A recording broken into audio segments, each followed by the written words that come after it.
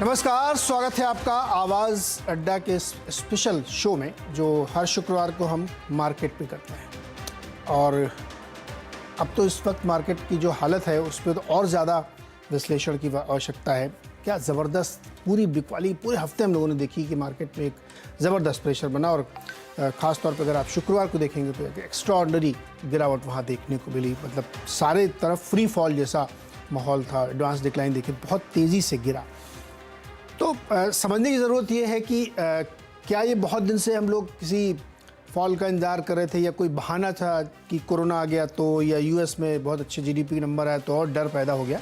क्या रीज़न्स थे, क्यों गिर रहा है और कितना गिरेगा, ऐसे तमाम पॉइंट्स हैं जिस पे हम बातचीत करेंगे। लेकिन हम बातचीत 4 इश्यूज़ पे फोकस करके करेंगे जिससे कि चर्चा जो है आपके लिए बहुत काम की बनी रहे और एकदम एक दायरे के अंदर है, एकदम फ्री फॉल नहीं कि हम कुछ भी बात कर रहे हैं। तो हमने जो 4 पॉइंट्स आज तय किए इस हफ्ते के लिए जिसमें हम बातचीत करने जाते हैं, एक तो ये मार्केट जो है हेडलाइन उसकी हमने दी कितना गिरेगा, यानी इसमें क्या अभी और फॉल बाकी है, क्या क्या इसके फैक्टर्स इसको इम्पैक्ट करने वाले हैं, या अब रुक जाएगी, बहुत हो गया, ये तमाम पॉइंट्स इसमें आएंगे। दूसरा एक बहुत महत्वपूर्ण पॉइंट है क्योंकि यूएस में बार बार रिसेशन की बातें हो रही हैं और बहुत लाउड बातें अब हो रही हैं। वहाँ के तमाम ब्रोकरेजेस अपने अपने टारगेट्स दे रहे हैं और इस बात की आशंका जता रहे हैं। तो एक इस पे बातचीत करना होगा कि क्या यूएस में जो कुछ भी हो रहा है उससे हम इम्यून है या हम बिल्कुल रिसीविंग एंड पे खड़े हुए कि जो उधर होगा हम भी बिल्कुल उसी तरीके से रेसिप्रोकेट करेंगे।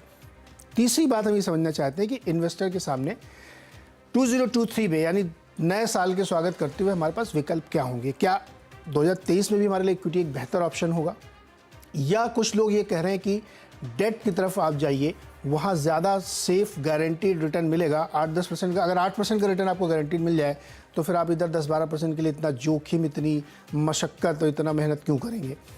चौथा पॉइंट ये है कि क्या वाकई ट्रेडिंग से मोटा पैसा नहीं बनता है। क्या ज़्यादातर ट्रेडर्स एक मृगमरीचिका में रहते हैं, एक भ्रम में रहते हैं और पैसा कमाते रहते हैं, सीखते रहते हैं, और एंड ऑफ द डे जब वो साल भर में 2 साल में अपनी एवरेज बैलेंस शीट बनाते हैं तो पता लगा वो एफडी को नहीं बीट कर पा रहे हैं। ये मेरे ख्याल नहीं है, ये डेटा बेस्ड एनालिसिस है जिसकी भी हम चर्चा करेंगे आज अपने शो में।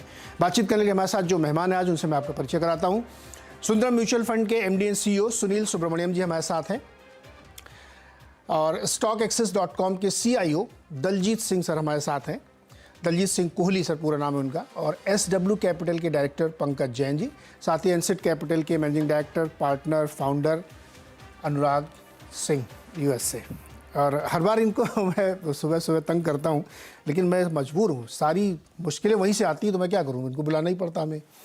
तो सुनील जी मैं आपसे शुरू करता हूँ, चूँकि आज खेल जो है ना इंडियन मार्केट में बहुत ज़्यादा हुआ है इस वक्त। अगर हम देखें तो पूरे बाजार में, जैसे हमने कहा इन 4 पॉइंट्स पे हम ले जाना चाहते हैं अपनी चर्चा को, बहुत तगड़ी गिरावट हमने देखी। मतलब ऐसा लग रहा था जैसे कोई मौके की ताक में बैठा हुआ था कि बस एक ट्रिगर दो, हम दे दनादन ऊपर से नीचे तक सब खाली कर देना। जैसे आम के पेड़ को जोर से हिलाओ तो सब एक साथ टपक पड़ते हैं आम, वैसे ही आज मार्केट में देखने को मिला। तो आप अगर हम लोगों का निफ्टी देखें तो दिसंबर में अभी जितने भी ट्रेडिंग सेशंस हुए हैं उसमें 5% निफ्टी सक्सेस गिर चुके हैं, मिड कैप 6% गिर चुका है और स्मॉल कैप तो 8% की धुआंधार बिकवाली हुई है। FIs का भी साथ नहीं मिला, वो भी बेच रहे हैं। तो सुनील जी ये पहला पॉइंट है कि अभी और गिरेगा क्या ये? देखिए, दिसंबर 31 तक फंड मैनेजर्स में भी अनसेट कैपिटल के व्यूज भी ले लेंगे, मगर फंड मैनेजर्स का ये ईयर एंड होता है और प्रॉफिट बुकिंग की टाइम होती है। और ये मान लीजिए कि पूरे वर्ल्ड मार्केट में नेगेटिव रिटर्न मिला है, खाली इंडियन मार्केट में आपको 5% मार्केट से रिटर्न मिला है ये गिरावट के पहले। तो प्रॉफिट बुक करके ही कोई फंड मैनेजर को बोनस उधर दिया जा सकता है। तो हर दिसंबर आप देखें कि लास्ट वीक में थोड़ा बहुत सेलिंग होता है, प्रॉफिट बुकिंग, कैश प्रॉफिट से ही बोनस मिलता है।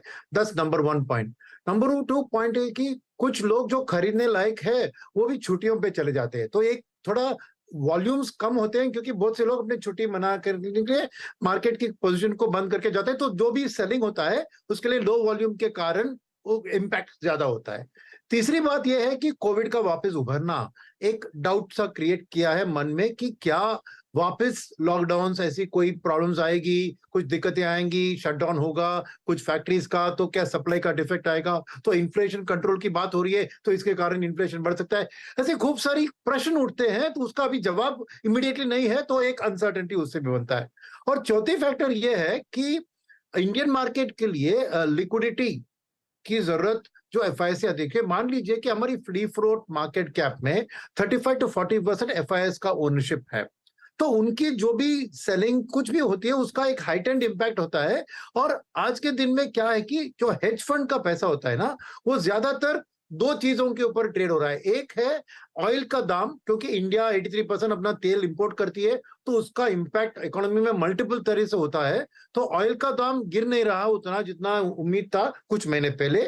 और दूसरी बात होती है कि करेंसी का प्ले, क्योंकि अगर यूएस में रेट हाइक हो रहा है, आरबीआई को भी जबरदस्ती रेट हाइक करनी पड़ेगी, अगर नहीं किया तो शायद करेंसी को दबाव। तो शॉर्ट टर्म प्लेस के लिए ये करेंसी प्लस ऑयल का जो इंपैक्ट होता है वो थोड़ा अहम चीज रखता है। तो एज लॉन्ग एज वो अनसर्टेनिटी है, क्योंकि क्या हुआ है, अमेरिका की जो प्राइस कैप का डिसीजन, यूरोप से क्या रशिया ने कहा कि मैं उनको नहीं तेल सप्लाई करूंगा जो प्राइस कैप को मानने वाले हैं, तो ऑटोमेटिकली वो डिमांड सऊदी अरेबिया और ओपेक की ओर चल रही है, और वो सप्लाई कट करके वो दाम को गिरने नहीं दे रही है, नंबर वन। नंबर टू, अभी विंटर का टाइम है यूएस और यूरोप में, तो हीटिंग के कारण ऑयल का डिमांड थोड़ा मजबूत रहता है। तो ऑयल की दाम नहीं गिरने के कारण भी इंडिया का अट्रैक्टिवनेस थोड़ा शॉर्ट टर्म में थोड़ा ये लग रहा है। तो वो एक, और फाइनल पॉइंट मैं कहूंगा कि इंडियन मार्केट के लिए टिल 1 फरवरी बड़े budget, last pre election budget का ऐलान हो रहा है, तो उसमें क्या सब चीजें होंगे, गवर्नमेंट की क्या होगी, एक अनसर्टेनिटी पैदा होती है। तो ये सब चीजों के कारण थोड़ा एक